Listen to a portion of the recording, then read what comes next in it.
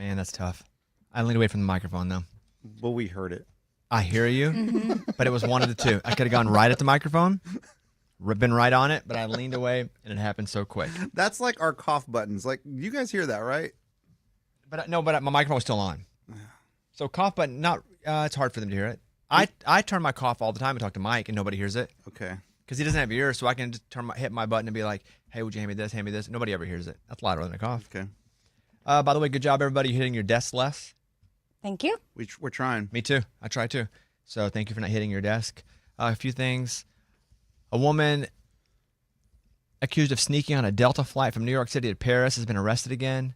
She's trying to sneak into Canada. There must be like some trick that she knows on how to get all the way through and in. Well, she had an ankle bracelet on, and somehow she got that off. Yeah, but I'm talking about the trick to get on the plane. I'm not talking about the ankle bracelet and then monitoring her from the last time she got in trouble.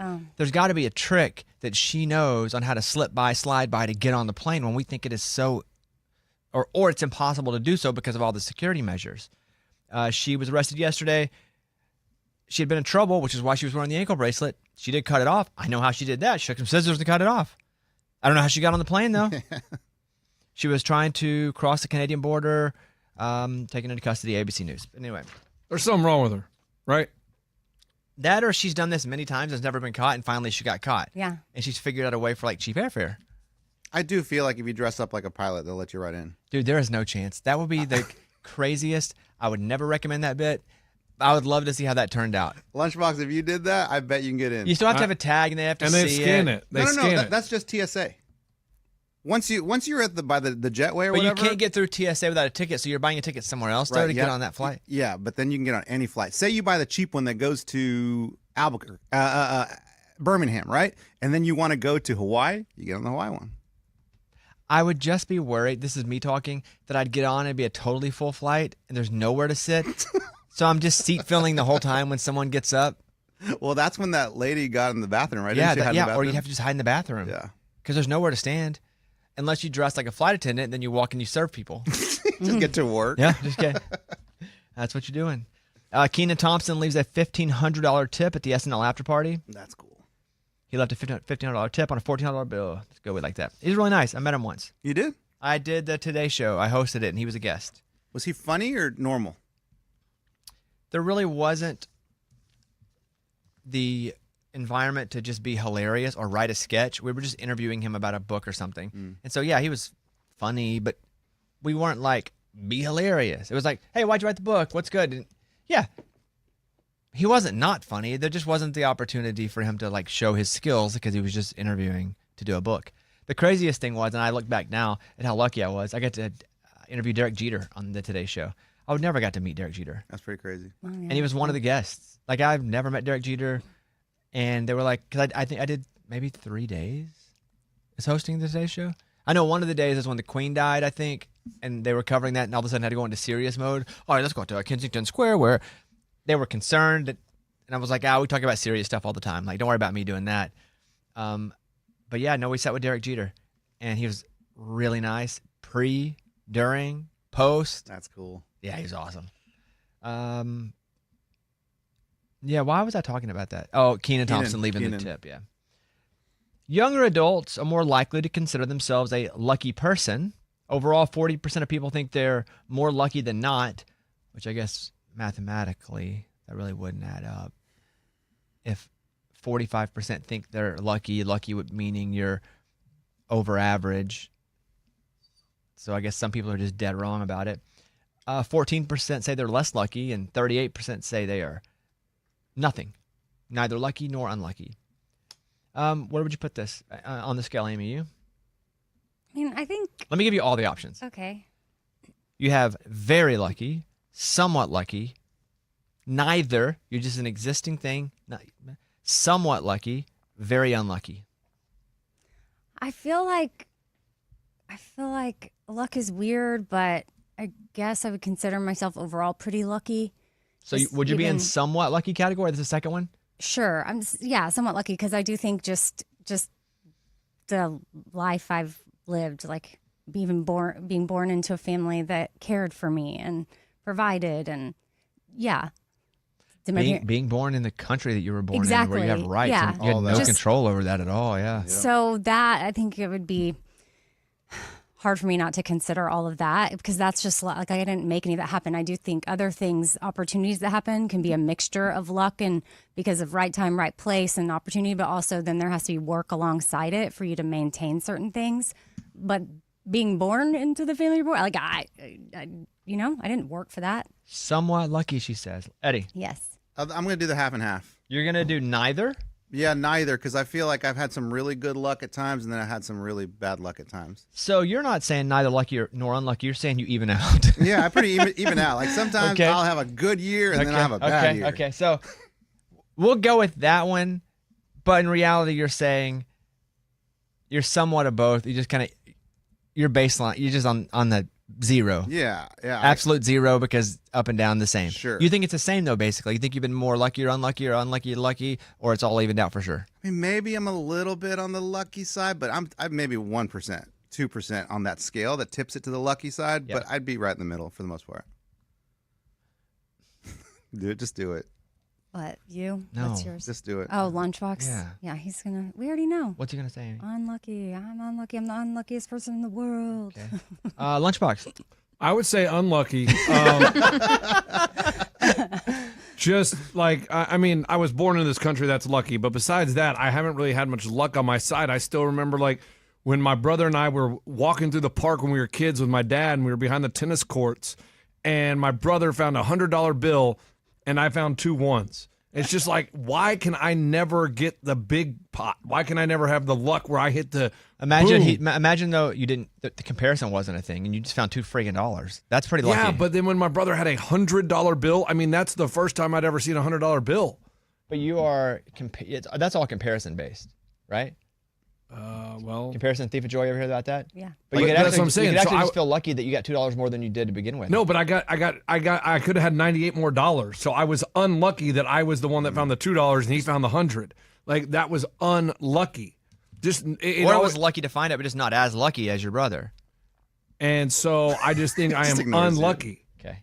Like the lottery. Like, I can't seem to figure out how to win the big money. It's unlucky. There's no figuring it out. I think that's probably part of the problem. Right, that's the thing. So I'm unlucky because I don't ever win. But you said you can't seem to figure it out. There is no figuring it out. Okay. What if you just haven't won yet? Right, but I've been unlucky to this point. Oh my God. You don't agree? I don't. We don't, Lunchbox. How do you guys not see that as luck? And my luck being bad. The jealousy kind of gets in your way. It dilutes the vision of luck. Like, you are lucky in many ways, but you're so jealous of what other people have that you don't, that it brings your vision of luck down a lot. What am I lucky for? Your family, health, you have your a great job, family. like. But having a good family is not lucky. Okay, I know people that Yes, have bad it families.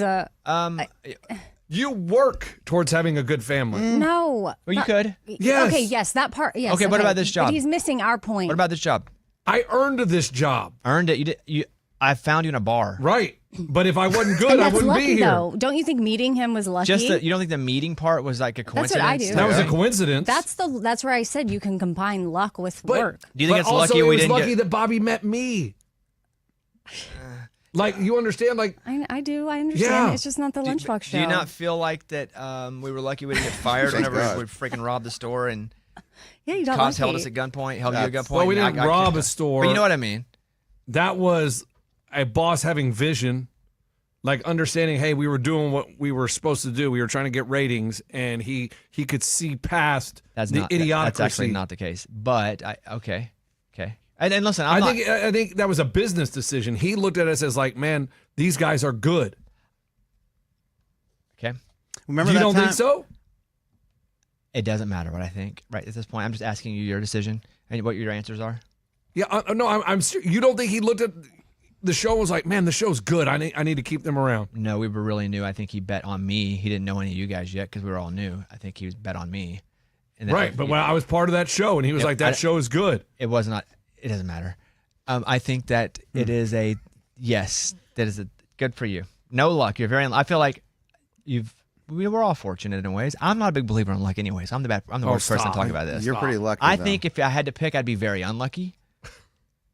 Just because if we're gonna go how we were born, I was born to teenage parents, one that left immediately, poverty kid my whole life. Like, that's pretty unlucky. I didn't get to choose that. Or was that lucky because it gave you the drive to change? Well, it didn't give me the drive because there are a lot of kids that grew up that weren't given that drive.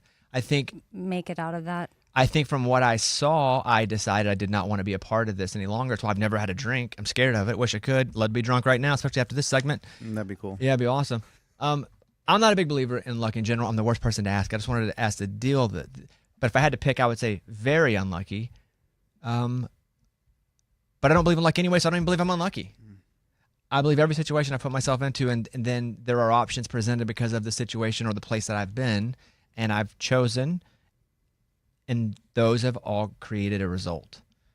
Even if you get a lottery ticket, you had to go to the store that day. And are there elements that you can't control involved? Yes, but that's every day for every situation in life ever.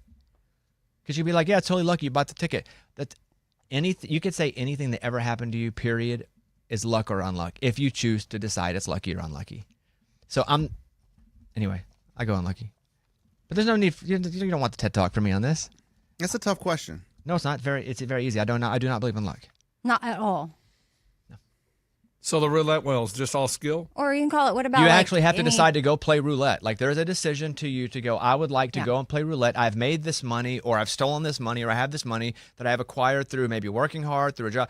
All of these decisions have to be made leading up to that spot. So are there elements of it that happen then? Yes, but luck would be if all of a sudden you're standing here and you just look in your pockets and you have $10,000 and you're like, well, that's like magic. Luck would be magic. Yeah, that's magic. But what you pick on the roulette wheel, that's luck. Well, you have to pick the number. Something in your life has told you or in your brain that there's and you a had number. to pick that table to go to. That's luck. You walked to that table and decided of all the tables that are there, these are options to you. See, I think that's fate. But when there are options. Oh, so it's not luck. Nope. When there are options, is it luck?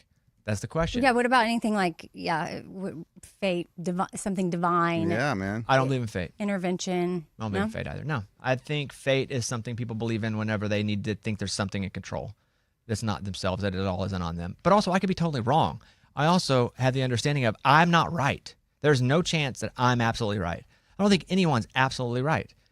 But no, I don't believe in fate. I think a lot of people believe in fate because they think that, well, whatever happens is supposed to happen. And I think there's a comfort to that and a security to, well, whatever's supposed to happen will happen. So that's fate. Well, do you think there's a middle part of that? Like, it's not just like you're just surrendering and not trying and doing anything. No, but I don't know that I'm right.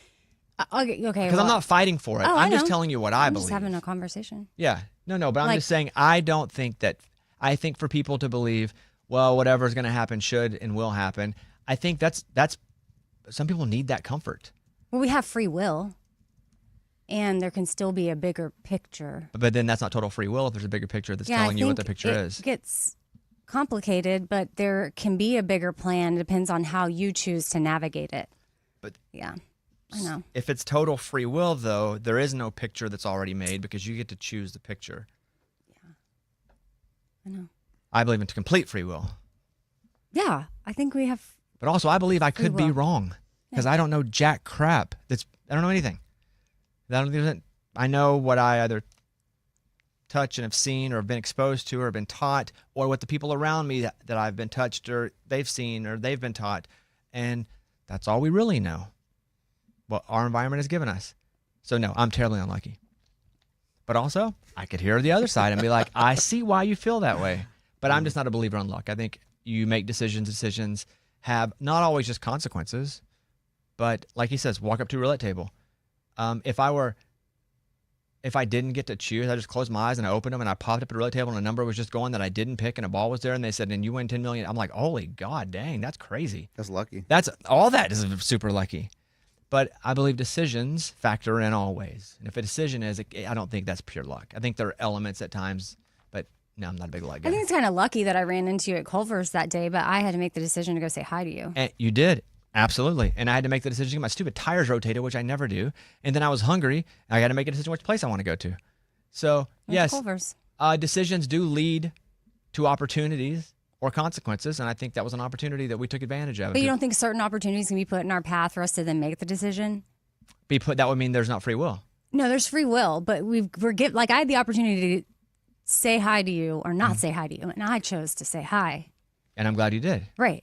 But do you think what I if would? the opportunity was there for me and then I missed it? That's on you. That happens all the Exactly. time. Because something I know, even but- better could have happened. Let's say you didn't say hi to me. Yeah, I And- know. We'll and never then know. We were talking, but then some guy sits down that was the love of your life that you didn't talk to because you were over there dicking around with me, and you never met him and didn't get married to him. No, that wasn't And- her fate. Oh, That wasn't in the plan. And you know what? Maybe it wasn't. And I would argue that Yeah, it wasn't in the you could plan. absolutely be right. Yep. But all I'm saying is, and especially when people are like, man, this thing happened. If this wouldn't happen, I'd have never been here. It's like, or something better or worse could have happened had it not happened. So nothing's ever like serendipitous for you? I ever? think that word though. What was that word, man? You ever seen? I know I know it for the movie because Okay, it's come on. awesome. Well, Kate because I mean, Beckinsale's in it. you John brought Cusack. up like the guy being at the table, so it's sort of like, okay, if I missed him there, then maybe I would see him somewhere else, and if he's supposed to be in my life, then I would come across him. I think serendipity in a way, which is like that's like chance in a beneficial way, chance in a beneficial way, basically, right? I think serendipity happens just it's a numbers game. So many things happen to so many people so many times that occasionally you get a couple serendipitous situations. I know, But but also- sometimes stuff just feels like divine, Absolutely. like it's Great, and that's great. orchestrated in a way For that you sure. can't explain. But you probably could explain if you really broke it down. But like the kids like I adopted, like one of them could literally be my biological child. Like the way he looks, well, not physically, but like same color skin. If my wife and I looks like my other two kids, like sometimes it's just like, man, that's just too perfect. And I would have never, ever thought that was going to happen this way. But the other one doesn't. Right. But that could So- be for another reason. So okay, but it could be for another reason. The same way this one could have been. Again, I would even go into the socioeconomic part of this story, but there's no need to. I can tell you that one off the air. Okay. But also, guys, I'm not fighting for it. I You guys know, are I acting know. like I'm fighting for this. I I'm think not. I have fun talking about it. I'm Yeah. not fighting. We're not for fighting with no, you. No, but I know what's going to happen. I'm going to get just railroaded, and I just don't want to deal with people being like, "You're wrong." I'm not fighting for it. This is what I believe. I believe, and I think because of my environment and how I grew up, that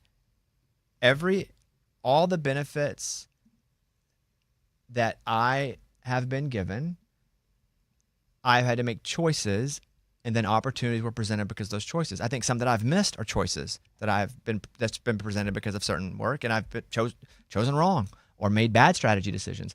I think there are things I've screwed up just merrily. Same thing.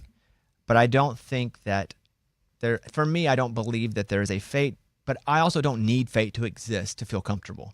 I don't need to think there's a plan for me that already is existing. So therefore, if anything goes wrong, I can always lean on, well, it must not be fate or it must not be what is planned for me. So I don't need that.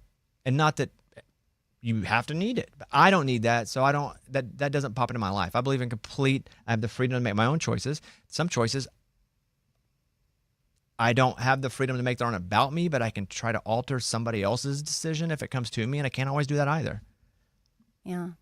I don't know that I lean on that saying as a crutch at all. I try to see, Didn't say crutch.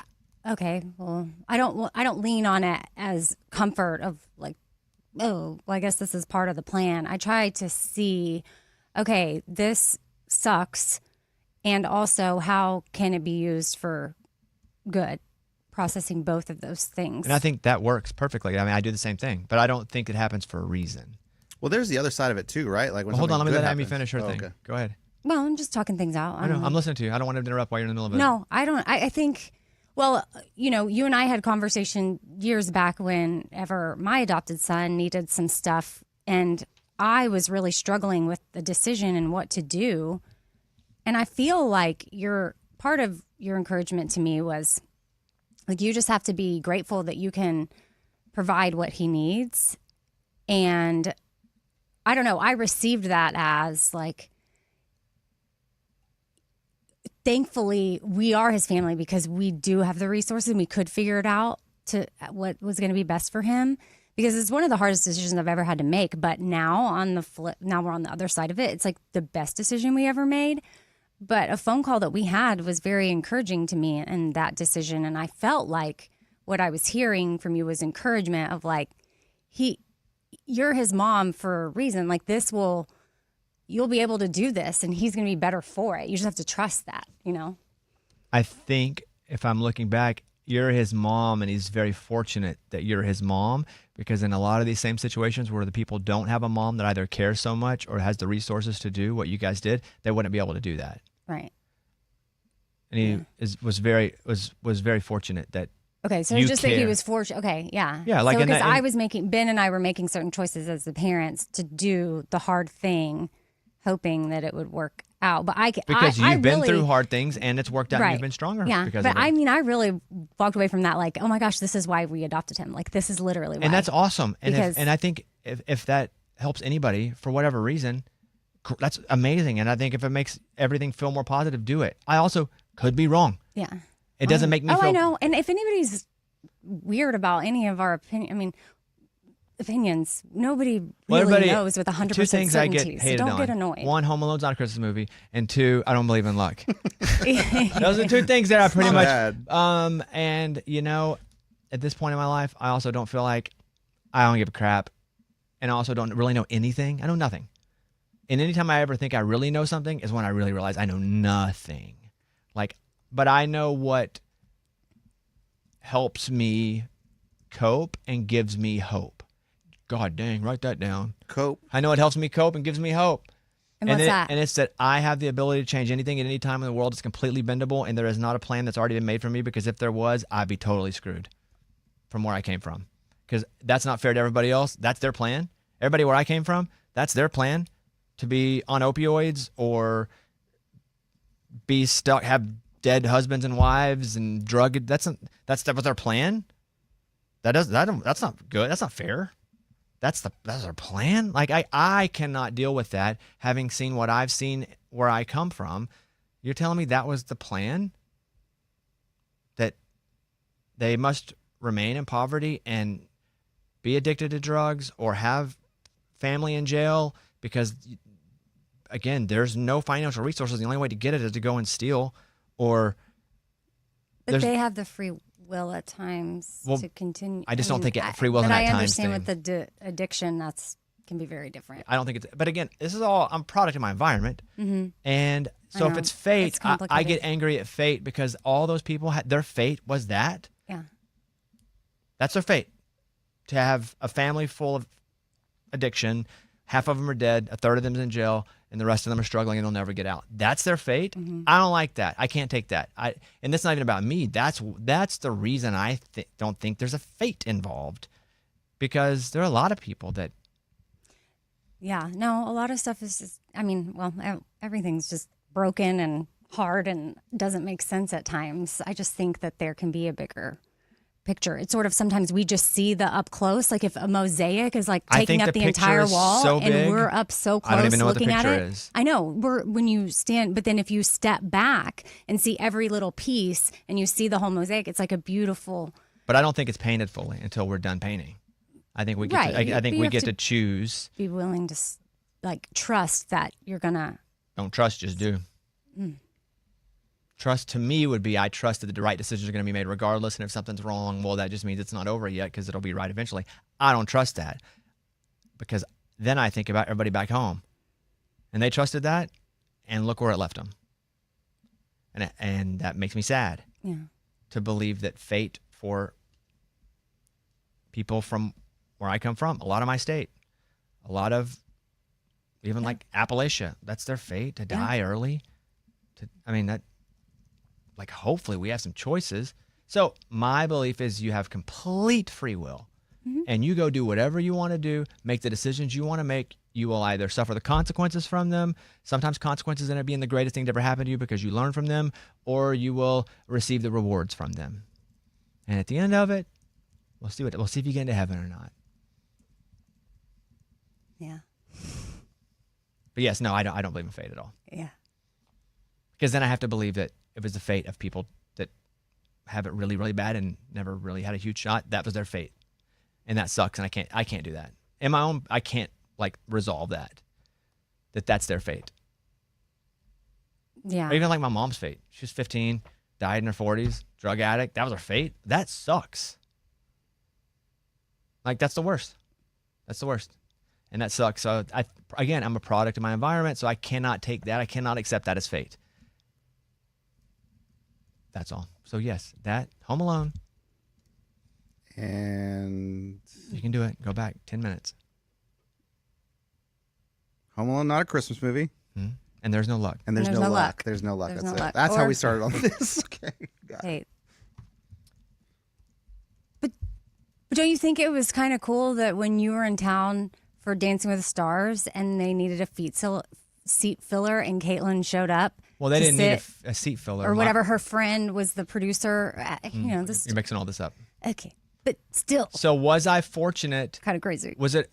So I had to develop a friendship with her friend who was my PR person for Idol and Dancing with the Stars. She's from Oklahoma. I developed a friendship with her because she was like the only normal person. Had I not developed that friendship and actually spent time cultivating that relationship, she would have never thought to introduce me to her friend, Caitlin, who's from Oklahoma. And who knows, that may not have even ever happened. I think we can look at a lot of cool stuff that happened and go, wow, dang, I think that was fate.